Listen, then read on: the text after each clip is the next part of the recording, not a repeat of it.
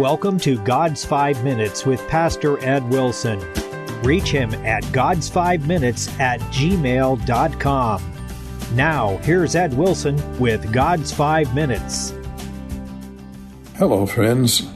Mark 14:3, and being in Bethany in the house of Simon the leper, as he sat at meat, there came a woman having an alabaster box of ointment of spikenard very precious, and she brake the box and poured it on his head. And there were some that had indignation within themselves, and said, Why is this waste of the ointment made? For it might have been sold for more than 300 pence, and have been given to the poor. And they murmured against her. And Jesus said, Let her alone. Why trouble ye her? She hath wrought a good work on me. For ye have the poor with you always, and whatsoever ye will ye may do them good. But me ye have not always.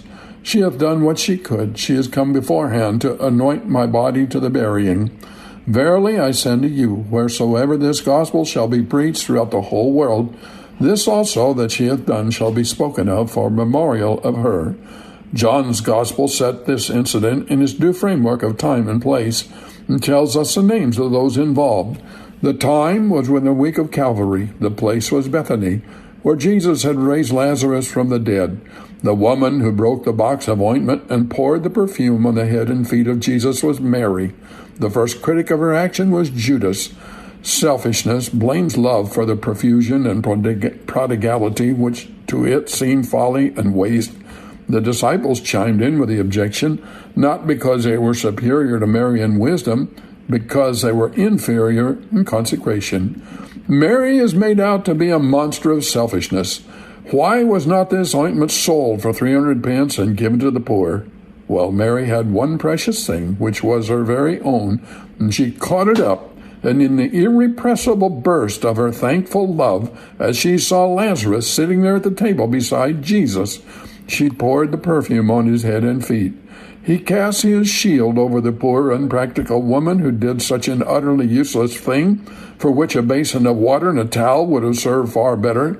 There are a great many useless things which in heaven's estimate are more valuable than a great many apparently more practical ones. You see, Jesus accepts the service. And see with what words he accepts it. She hath done a good work on me. That is nearly a definition of what a good work is. Christ implies that anything, no matter what are its other characteristics, that is on him, that is to say, directed towards him under the impulse of simple love to him, is a good work. And the converse follows that nothing which is not that saving salt of referencing him in it deserves a title. Do you ever think of what an extraordinary position that is for a person to take up?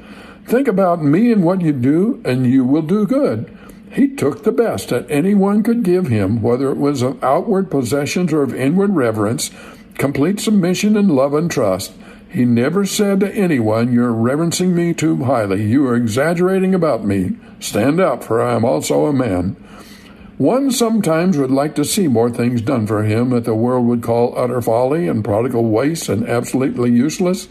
Jesus has a great many strange things in his treasure house, widow's mites, cups of water, Mary's broken vase. Has he anything of yours? For think of the force of Christ's continued words to this worshiping believer. She hath done what she could.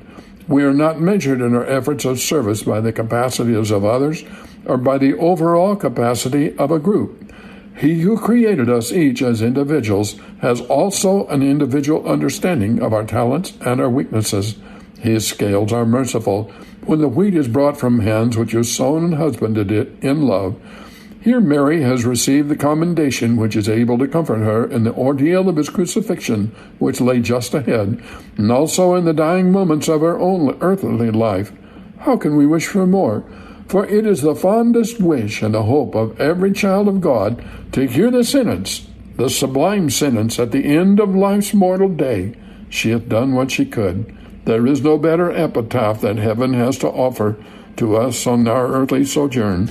Have you talked to God today? You have been listening to God's 5 Minutes with Pastor Ed Wilson. Reach him by email at godsfiveminutes@gmail.com. Tune in next time to hear more encouraging thoughts from God's Word on God's 5 Minutes with Pastor Ed Wilson.